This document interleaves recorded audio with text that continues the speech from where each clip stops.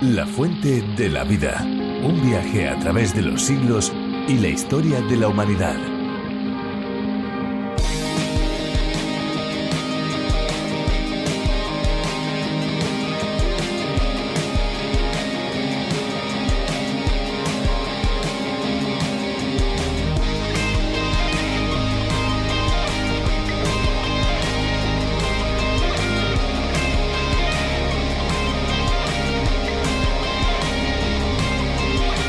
Al hablar de las fosas marinas deberemos estar de acuerdo con los expertos en que los océanos ganan la partida, y es que la mayor está en el Pacífico, es la de las Islas Marianas, 11.034 metros nada más y nada menos. Estas fosas están en total oscuridad ya que la luz solar solo penetra en el océano hasta 240 metros de profundidad. Las personas pueden llegar hasta 4.000 metros. A partir de ahí, la presión se hace insoportable.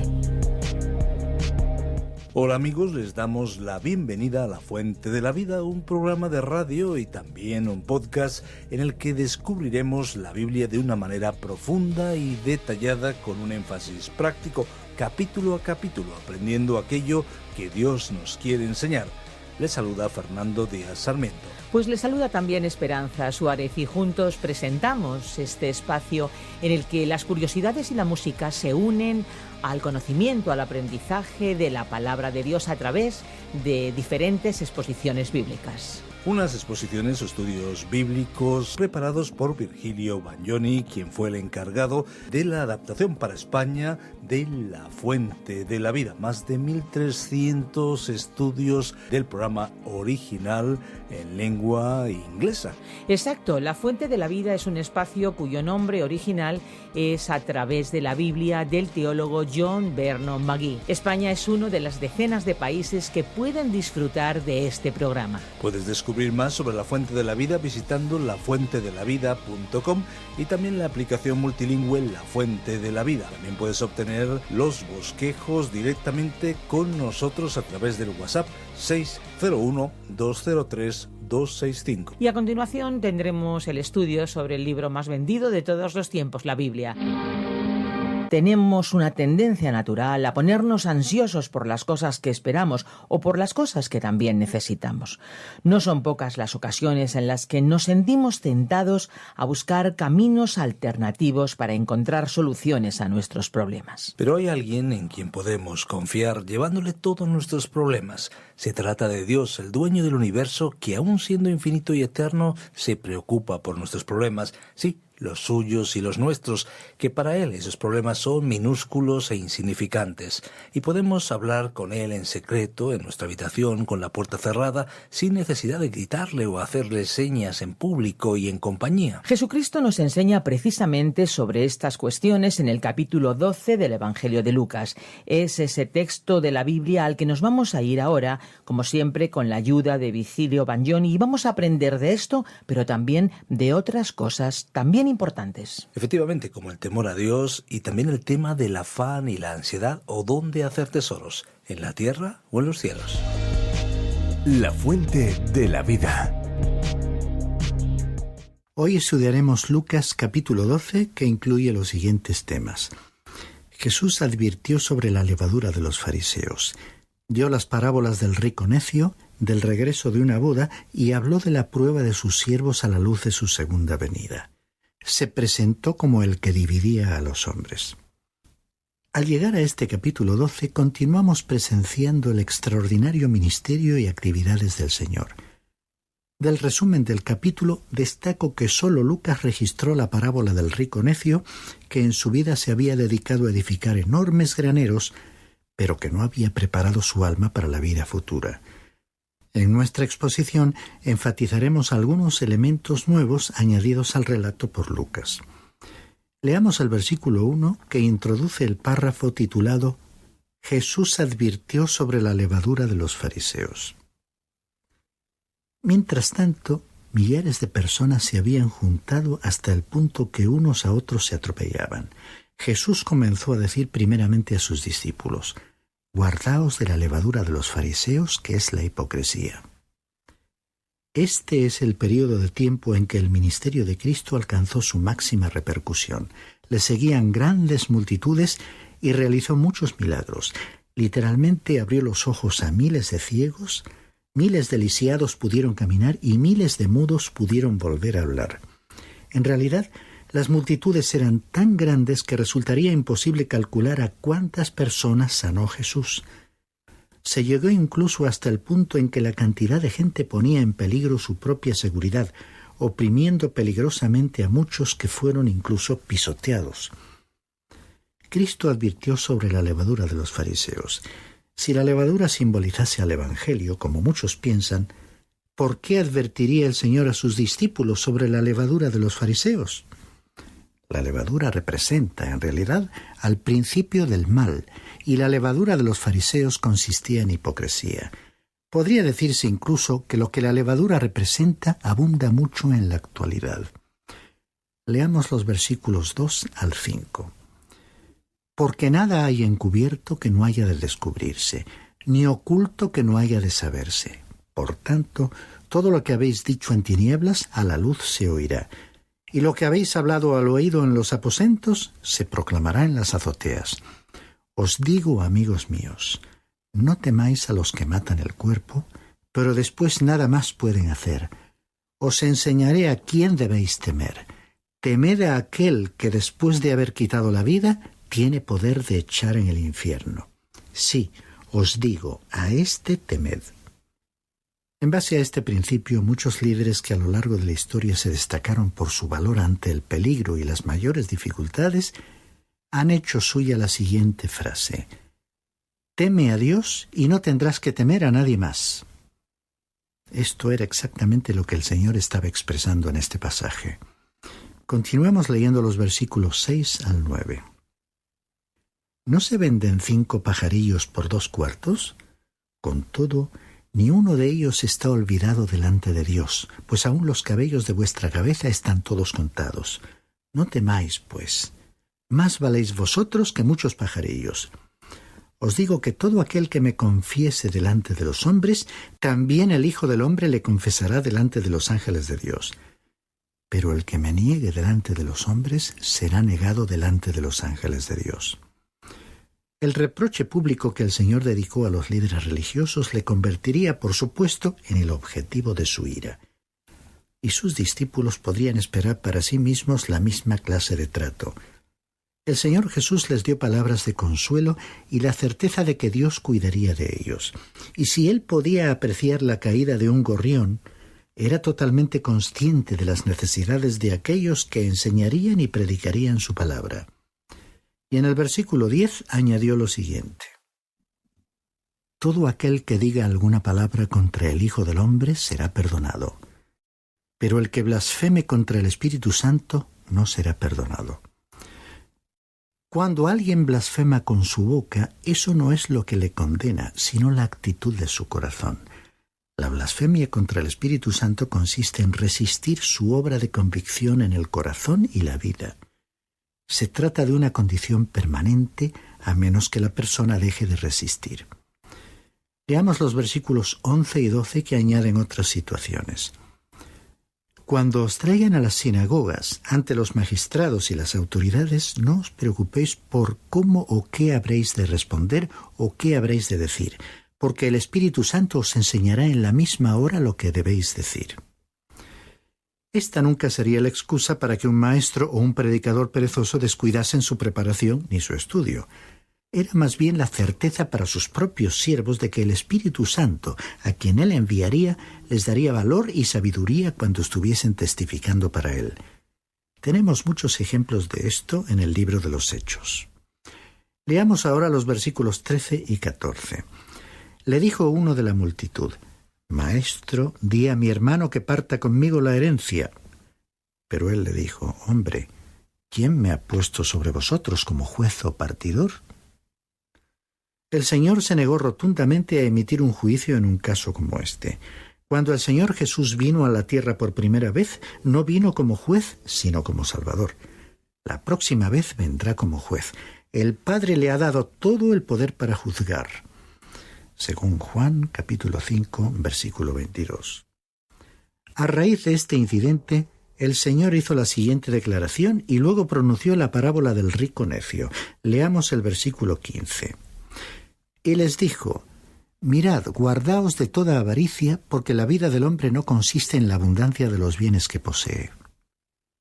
Este es ciertamente un versículo apropiado para muchos cristianos en esta época de materialismo, concretamente de consumismo, que ocupa una parte significativa de nuestra mente y de nuestro tiempo. La codicia es uno de los pecados vigentes de nuestra época y que los demás no necesariamente pueden vernos cometer. A veces incluso nosotros no seremos conscientes de caer en él. San Francisco de Asís dijo en una ocasión lo siguiente: Los hombres me han confesado todo pecado conocido, excepto el pecado de la codicia. Leamos los versículos 16 al 21 que presentan la parábola del rico necio. También les refirió una parábola diciendo: La heredad de un hombre rico había producido mucho, y él pensaba dentro de sí diciendo: ¿Qué haré? Porque no tengo dónde guardar mis frutos. Y dijo: Esto haré. Derribaré mis graneros y los edificaré más grandes, y allí guardaré todos mis frutos y mis bienes. Y diré a mi alma: Alma, muchos bienes tienes guardados para muchos años. Descansa, come, bebe y regocíjate.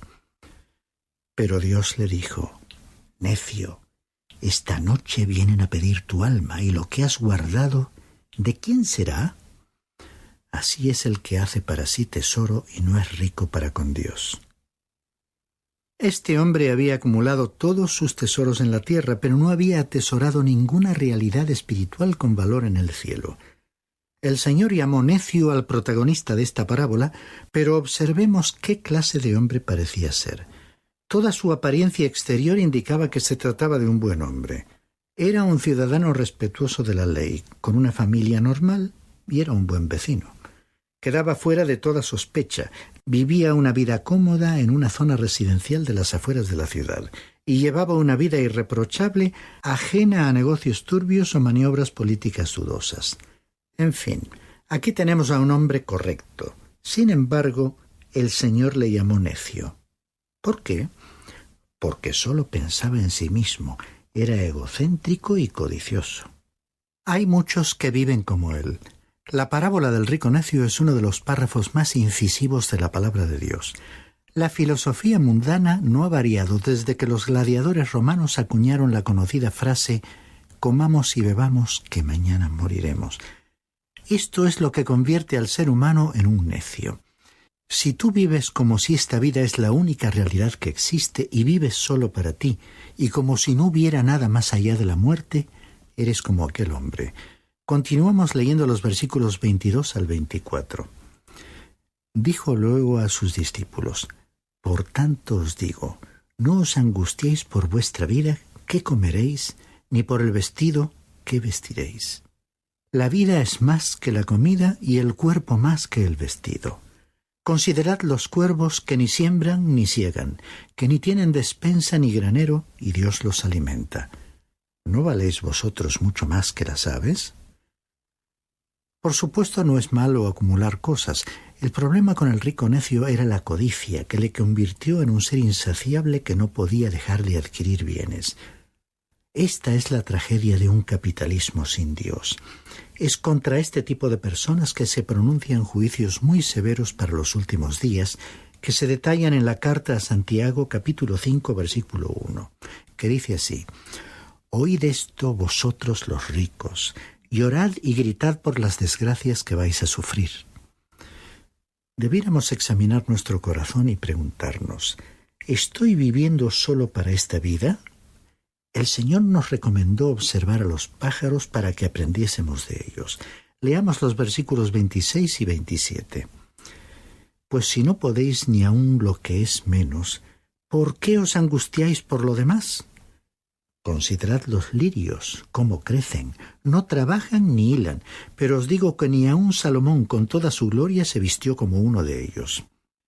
Si las flores pudieran expresarse, nos dirían hoy muchas cosas acerca de cuando nos preocupamos excesiva y obsesivamente por el cuidado y apariencia de nuestro cuerpo, de nuestra ansiedad por proyectar cierta imagen con el arreglo personal, con la ropa, el perfume, etc. Con toda esta preparación física, no podemos compararnos a la belleza de una flor. Al ver cómo Dios se ocupa de las flores, deberíamos confiar y depender mucho más de Él. Leamos el versículo 28. Y si así viste Dios la hierba que hoy está en el campo y mañana es echada al horno, ¿cuánto más a vosotros, hombres de poca fe?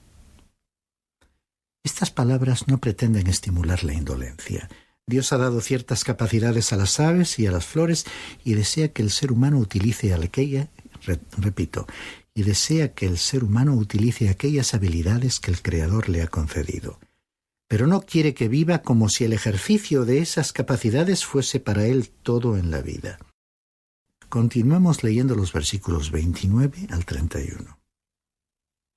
Vosotros, pues, no os preocupéis por lo que habéis de comer ni por lo que habéis de beber, ni estéis en ansiosa inquietud, porque todas estas cosas buscan las gentes del mundo, pero vuestro Padre sabe que tenéis necesidad de ellas. Buscad más bien el reino de Dios, y todas estas cosas os serán añadidas. Vivimos en un mundo en el que el ser humano no importa su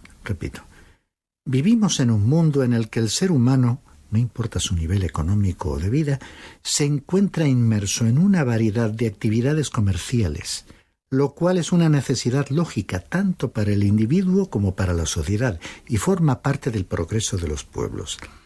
El problema es que el trabajo se transforme en actividad obsesiva y febril, que el texto leído llama ansiosa inquietud, y que el ser humano se olvide que hay un Dios en el cielo y que los seres de la tierra tienen un alma eterna.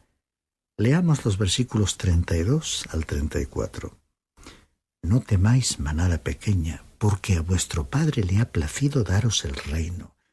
Vended lo que poseéis y dad limosna. Haceos bolsas que no se envejezcan, tesoro en los cielos que no se agote, donde ladrón no llega ni polilla destruye, porque donde está vuestro tesoro, allí estará también vuestro corazón. Todos los seres humanos se encontrarán un día ante la presencia de Dios y ante la eternidad, despojados de todas las cosas que ocuparon y preocuparon su vida en la tierra. Habrá muchos como el rico de la parábola que vivieron en este mundo sin Dios y murieron sin Él. Ahora encontraremos dos parábolas relacionadas con el retorno de Cristo. Leamos los versículos 35 al 40 que tratan sobre la parábola del regreso de una boda.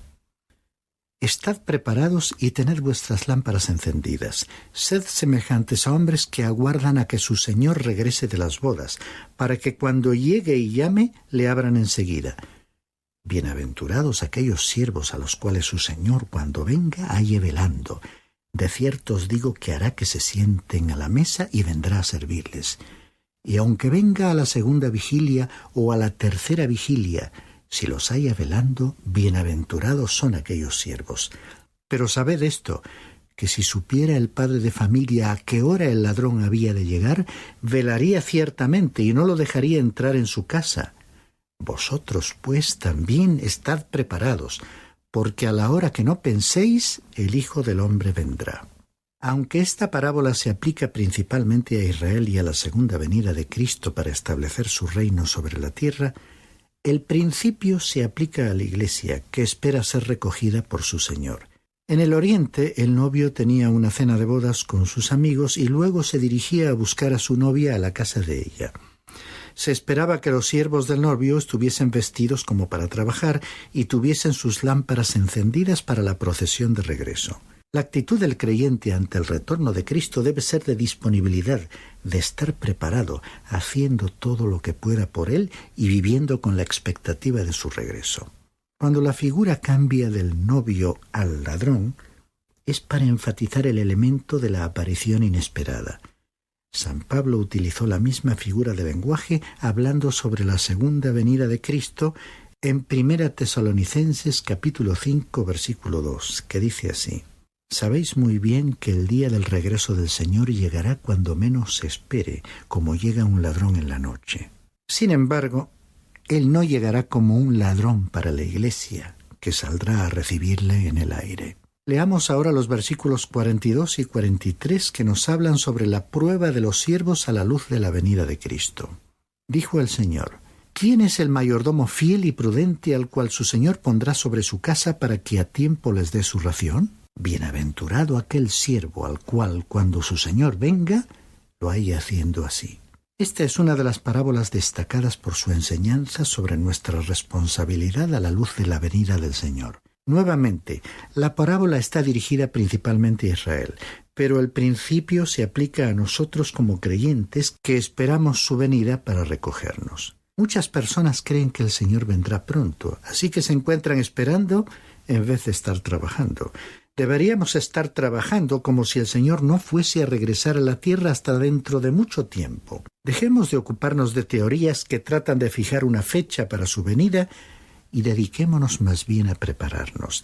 La bendita y feliz esperanza es la venida de Cristo y debiéramos estar activamente implicados en reunir el ajuar, consistente en las obras que en aquel día futuro podremos dejar a sus pies. Continuamos leyendo los versículos 44 al 46, en los que continúa hablando del siervo.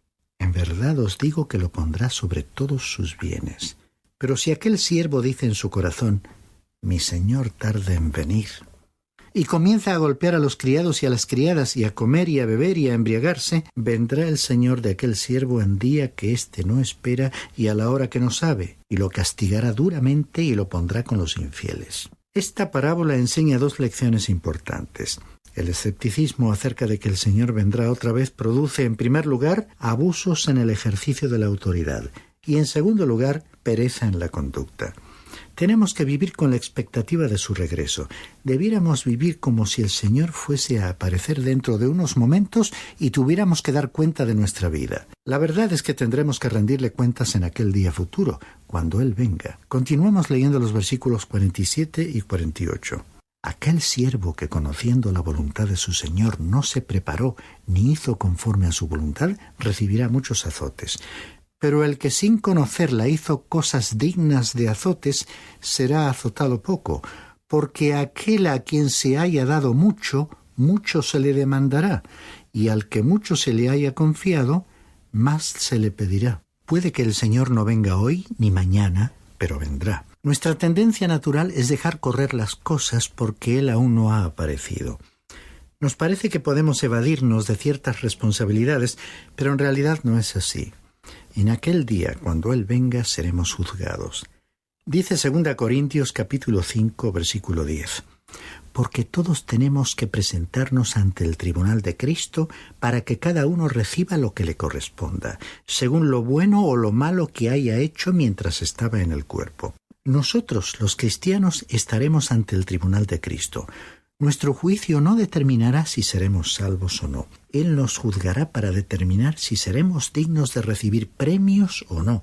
Y además habrá diversos grados de recompensa para el creyente. Leamos los versículos 49 al 53 del párrafo final titulado Jesús como factor de división de los seres humanos. Fuego vine a echar en la tierra. ¿Y qué quiero si ya se ha encendido? De un bautismo tengo que ser bautizado. ¿Y cómo me angustio hasta que se cumpla? ¿Pensáis que he venido para traer paz a la tierra? Os digo, no, sino enemistad. De aquí en adelante, 5 en una familia estarán divididos, 3 contra 2 y 2 contra 3. Estará dividido el padre contra el hijo y el hijo contra el padre, la madre contra la hija y la hija contra la madre, la suegra contra su nuera y la nuera contra su suegra. El ser discípulo de Jesús quizás signifique ser mal entendido aún por la propia familia. A la larga, el ministerio de Jesús no traería paz sino disensión, pues algunos aceptarían su mensaje y otros no. Su ministerio sería como un fuego que devora, versículo 49, y Jesús anhelaba ver el cumplimiento del propósito de su ministerio. Su vida y muerte serían la base para juzgar a Israel. Ese juicio, como el fuego, purificaría a la nación. El bautismo de que habló se refería a su muerte, de la que dijo que se cumpliría. Versículo 50. La misión de Jesús realmente terminó produciendo la clase de divisiones de que habló aquí. Versículos 52 y 53. En la actualidad, los creyentes judíos todavía son excluidos de sus familias y amigos y a veces los no creyentes judíos también. pero el ser discípulo implica estar dispuesto a sufrir tales problemas. Finalmente, leamos los versículos 54 al 56. Decía también a la multitud: cuando veis la nube que sale del poniente, luego decís: agua viene, y así sucede. Y cuando sopla el viento del sur, decís: hará calor, y lo hace. Hipócritas, sabéis distinguir el aspecto del cielo y de la tierra. ¿Y cómo no distinguís este tiempo? Jesús enseñó a las personas que tenían que ser sensibles para distinguir lo que veían. Aunque habían estado observando su ministerio, no eran capaces de determinar que Él era realmente el Mesías. Ellos podían distinguir sin problemas las señales naturales, como las nubes, los vientos, pero no podían discernir las señales espirituales. Debían entender lo que estaba ocurriendo justo en medio de ellos, en su propio tiempo, en su momento histórico único. El rey les estaba ofreciendo el reino. Él estaba tan cerca de ellos y ellos tan lejos de él. Estimado oyente, espero que tú sí seas consciente del tiempo en que vives, de su presencia muy cerca de ti y de su palabra que te habla personalmente, porque te ama y quiere hacerte suyo. Después de escuchar esta reflexión tan interesante, llega el tiempo de despedirnos. Sí, nos acercamos al final de este programa, pero nuestro recorrido por los libros de la Biblia sigue, no para. Aquí estaremos de lunes a viernes en la misma emisora, pero también el día que ustedes quieran a través de nuestros podcasts. Por supuesto, en lafuentedelavida.com, desde donde pueden acceder a nuestras notas y bosquejos. La Fuente de la Vida también está disponible para los dispositivos móviles. Descargue la aplicación La Fuente de la Vida, que también se puede encontrar con el nombre A través de la Biblia. Es una aplicación multilingüe donde pueden acceder a la versión para España. Si desean contactarnos, nuestra vía más inmediata es nuestro WhatsApp, el 601-203-265. También nuestro número de teléfono en España es el 91 422 0524. Por eso deben acceder a través del prefijo más 34 si nos contactan desde fuera de España. Y bueno, para aquellos que son más clásicos, pueden escribirnos a la calle Pablo Serrano, número 7 posterior, código postal 28043, Madrid, España. O bien pueden enviarnos un correo electrónico a info@radioencuentro.net. Gracias por acompañarnos en este fascinante viaje por los libros de la Biblia. Hasta pronto, amigos, y no se olviden, hay una fuente de agua viva que nunca se agota. Beba de ella. Muchas gracias por ver este vídeo. Suscríbete al canal si aún no lo has hecho y activa las notificaciones para no perderte las novedades de la Fuente de la Vida. Te esperamos. Este ha sido un programa de Radio Transmundial producido por Radio Encuentro, Radio Cadena de Vida.